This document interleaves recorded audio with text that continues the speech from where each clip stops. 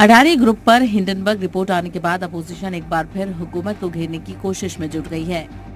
इस मामले में वजीर खजाना की जानिब से भी रद्द-ए-अमल सामने आया है।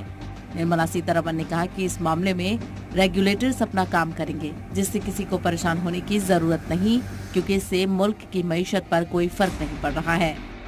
It will be the regulators who will do their job. You've had the Reserve Bank comment on it yesterday.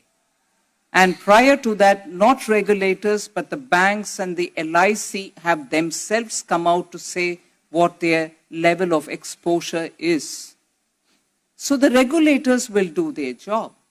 And regulators are independent of the government. The foreign exchange reserve in the last 2 days has gone up by 8 billion, none of which has been affected. Yes, FPOs come in, FIS come out, get out.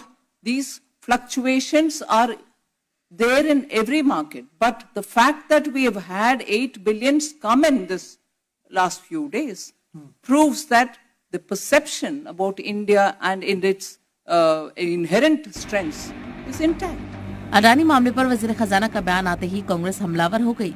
Party MP Ranjan Chaudhary ने इल्जाम लगाया कि वजीर खजाना निर्मला सीतारमण मुल्क के बजाय खुद अडानी ग्रुप की वकालत कर रही हैं, जो सरकार या मुल्क दोनों के लिए सही नहीं है।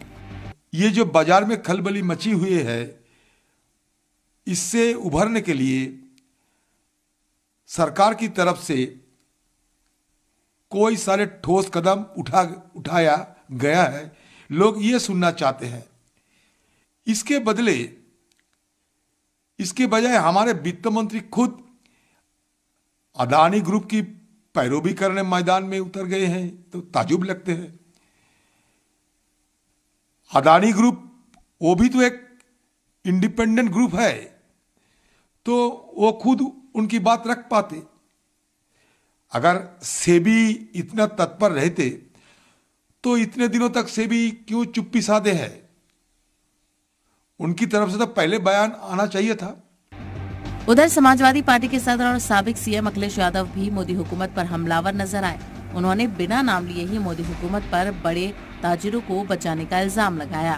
मैं इन्हीं भारतीय जनता पार्टी के लोगों से पूछना चाहता हूं, LIC, state bank of India और न जाने कितनी संस्थाओं का पैसा अपने सबसे प्रिय उद्योगपति को लगा दिया। आज कई लाख करोड़ का घाटा हो गया है। ये भारतीय जनता पार्टी जनता को धोखा दे रही है। जिस तरीके से नंबर 1 पे उद्योगपति पहुंचाने का सपना दिखाया था, वो पता नहीं उद्योगपति कहां पहुंचेंगे। और अभी तो शेयर गिर रहे हैं। पूरी सरकार लगी है बचाने में, पूरा तंत्र लगा हुआ है बचाने में, पूरी फाइनेंशियल इंस्टीट्यूशंस लगी है बचाने में। तो सोचिए, जब एक उद्योगपति के साथ इतनी इंस्टीट्यूशंस हों, वो नहीं बच पा रहा है, तो और आम व्यापारी उद्योगपतियों का क्या होगा? मरकज में मोदी हुकूमत के आते ही अडानी ग्रुप के बढ़ते कद को लेकर अपोजिशन अक्सर सवाल उठाती रही है, जबकि मरकजी हुकूमत लगातार खुद को इससे अलग बता रहा है। लेकिन इस नए हालात के बाद दोनों एक दूसरे पर हमलावर हो गई हैं। इसी बीच रेटिंग एजेंसी मूडीज ने दावा किया है कि शेयरों के दाम में गिरावट की वजह से अडानी ग्रुप पर काफी असर पड़ सकता है। हालांकि एक दूसरी रेटिंग एजेंसी फिच ने कहा है कि अडानी की कंपनियों को लेकर अभी उसकी रेटिंग मुतासिर नहीं होगी। ब्यूरो रिपोर्ट, जी मीडिया।